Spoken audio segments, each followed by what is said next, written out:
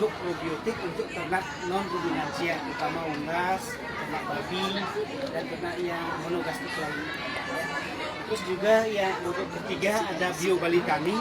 Ini adalah produk untuk starter ya, starter fermentasi atau katalis yang memang dimanfaatkan untuk memproduksi pakan, memproduksi pupuk, dan juga dia memang bisa juga dimanfaatkan secara langsung bagi ternak.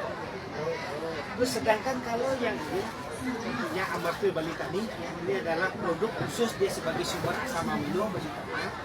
Memang ini adalah produk yang paling terbaru yang kita punya, dan ini adalah produk memang untuk sebagai tambahan asam amino bagi ternak. Dan sedangkan kalau yang Bali Tani ini adalah produk dia memang sebagai pengolah limbah, ya, termasuk dia untuk memproduksi pupuk dan berbagai pengolah termasuk PAL ya. PAL itu saluran perairan yang memang lagi tercemar, jadi bisa dimanfaatkan. Kesemua produk ini adalah diproduksi memanfaatkan bakteri Lignocellulositis unggul yang kami isolasi dari cairan rumen sapi Bali dan dari raya. Sedangkan dua produk ini ya, yang probiotik adalah itu memang diproduksi khusus dari bakteri Lignocellulositis unggul tersebut, tapi yang memang bersifat probiotik. Dalam artian dia bersifat fresh, dalam artian dia memang bisa dikonsumsi, artinya aman bagi ternak, termasuk bagi manusia itu sendiri. Dia bersifat probiotik dan memang dia memiliki ketahanan hidup sampai pasca lambung. Artinya di tempat saluran cerna, di penyerapannya dia memang masih bisa berfungsi lebih baik untuk khusus probiotiknya. Ya, oke, ini produk ini ya, produk Bali Tani ini kita hadirkan memang untuk mengatasi berbagai permasalahan yang ada di peternak, ya.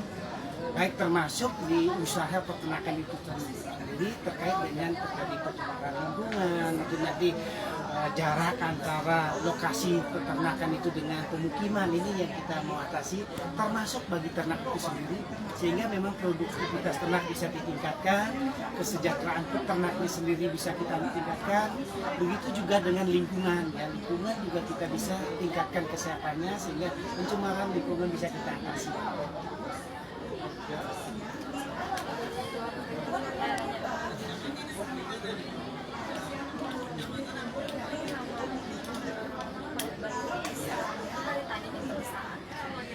Sementara kita belum, cuma memang kita mau merancang ya usaha ya, yang memang semuanya kita beri nama Bali Tani. Sebenarnya ini ada dua pengertian utama dari Bali Tani. Ini adalah memang kita mau menciptakan produk yang memang khusus untuk pertanian, itu yang pertama. Tapi di balik itu juga ya, Bali Tani ini sebenarnya terinspirasi dari sumber bakterinya itu sendiri. Karena sumber bakterinya itu adalah dari bakteri dari cairan rumen sapi Bali, sehingga muncul kata Balinya. Dan ada taninya ini dari petani, bahasa Indonesianya rayap ya. Filosofinya kayak gitu ya? Ya, ini kan dari termasuk kita mau meningkatkan produk pertanian dari Bali, dan memang bahan dasarnya memang dari unsur-unsur yang berasal dari sapi Bali dan dari petani ayam.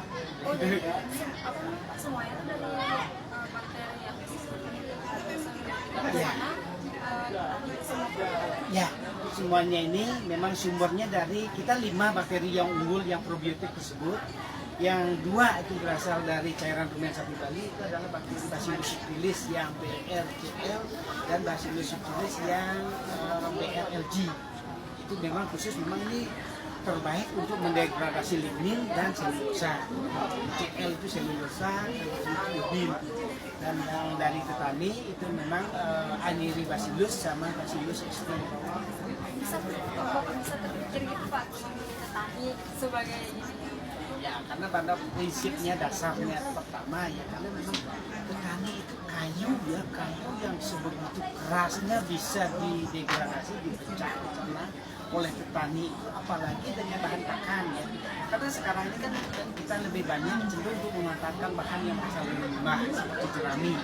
Ya, jerami ini permasalahan yang utamanya itu adalah kandungan selulosanya, bikin selnya ini yang keras, yang sangat sulit dimanfaatkan bagi ternak.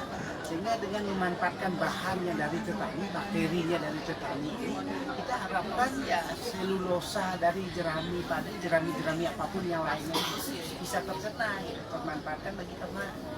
Sehingga proses pencernaan itu kita mulai dari luar sebelum masuk ke tubuh ternak. Kita fermentasi dulu, diproses dulu dengan produk pertama ini, Balitani ini bisa dipakai.